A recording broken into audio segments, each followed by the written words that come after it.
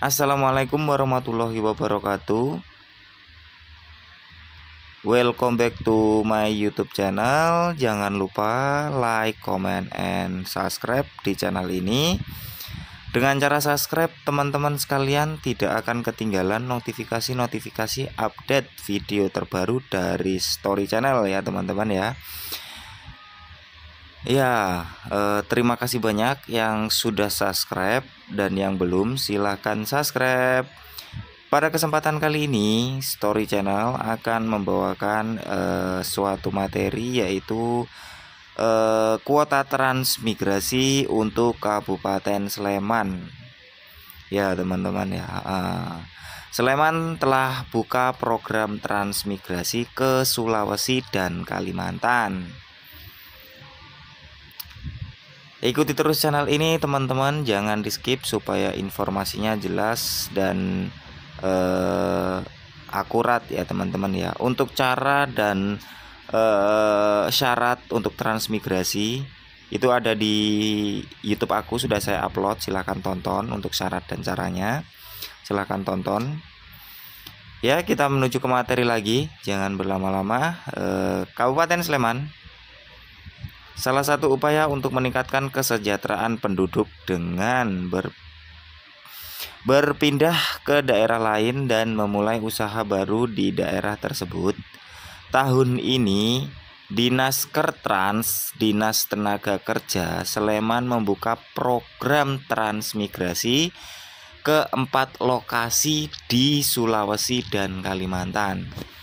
Ya teman-teman, pada kesempatan kali ini itu Dinas Kertrans Tenaga Kerja Dinas Sleman itu memiliki program transmigrasi ke 4 lokasi di Pulau Sulawesi dan Pulau Kalimantan teman-teman. Kepala Dinas Kertrans Sleman Sutiasih menjelaskan, tahun ini program transmigrasi dibuka di 4 lokasi meliputi Mamuju Tengah, Sulawesi Barat, Luwu Timur, Sulawesi Selatan, Muna, Sulawesi Tenggara, dan Pasir, Kalimantan Timur, dengan total alokasi 15 KK kepala keluarga. Pada tahun sebelumnya, ia mengungkapkan sebenarnya sudah ada pendaftaran antrean untuk program transmigrasi sebanyak 17 KK, namun mereka menginginkan tujuan transmigrasi ke Sumatera. Jadi kemarin di di tahun sebelumnya ya teman-teman ya, di Kabupaten Sleman itu ada sekitar 17 KK yang sudah mendaftar, tapi dia menginginkan ke Sumatera.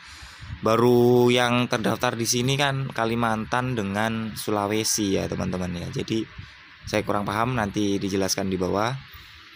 Ayo ikuti terus channel ini, jangan di skip supaya jelas informasinya.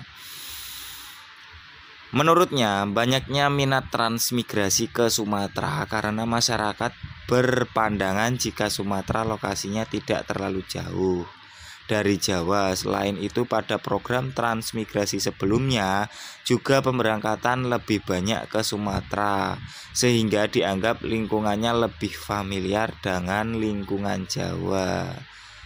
Jadi seperti itu teman-teman. Kenapa dia itu memilih mau pergi ke Sumatera itu karena lokasinya yang begitu dekat dengan Pulau Jawa. Jadi kalau pengen pulang-pulang ke Jawa itu enak gitu ya teman-teman ya.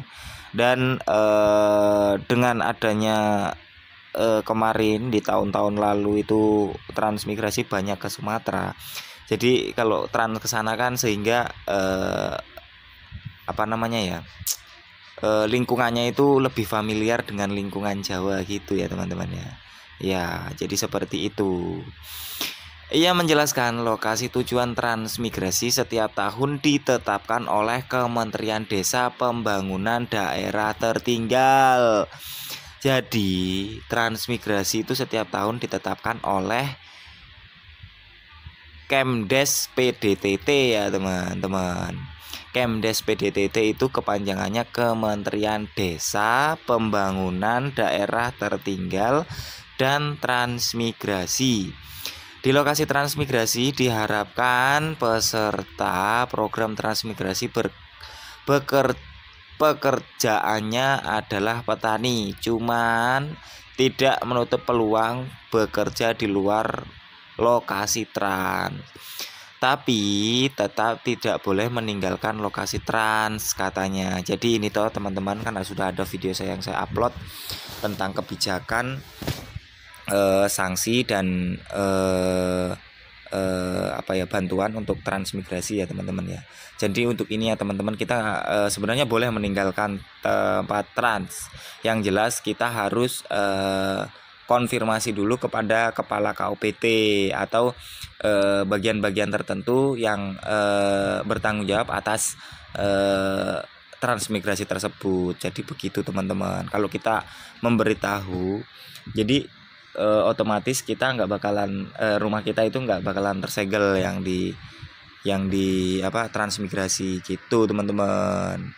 Kepala Bidang Pelatihan dan Transmigrasi Dinasker Sleman Training Diah Pawestri mengatakan penduduk Sleman yang diberangkatkan dalam program ini banyak berasal dari Kapanewon Turi, dari Tempel, dari Kalasan, dari Cangkringan, dari Ngeplak, dan Berbah teman-teman. Jadi dari situ mereka akan mendapat rumah. Jadi di transmigrasi itu ini ya teman, fasilitasnya ya teman-teman ya. Mereka akan mendapatkan rumah, lahan pekarangan, lahan usaha 1, dan lahan usaha 2. Yang demikian merupakan adalah lahan rumah plus pekarangan itu luasnya, kalau yang di Luwu Timur Sulawesi Selatan ya teman-teman ya, itu dia luasnya 20 kali 50 ya teman-teman. Jadi seperti itu ya untuk lahan pekarangannya. Dan lahan usaha 1 itu 0,9 hektar. Jadi nggak sampai 1 hektar karena terpotong lahan pekarangan rumah. Untuk lahan 2-nya itu full 1 hektar teman-teman. Iya teman-teman. Jadi seperti itu. Untuk komoditas yang dihasilkan tergantung lokasi rata-rata. Jadi seperti itu teman-teman. Kalau seperti yang di Mahalona kan sudah saya upload juga itu videonya tentang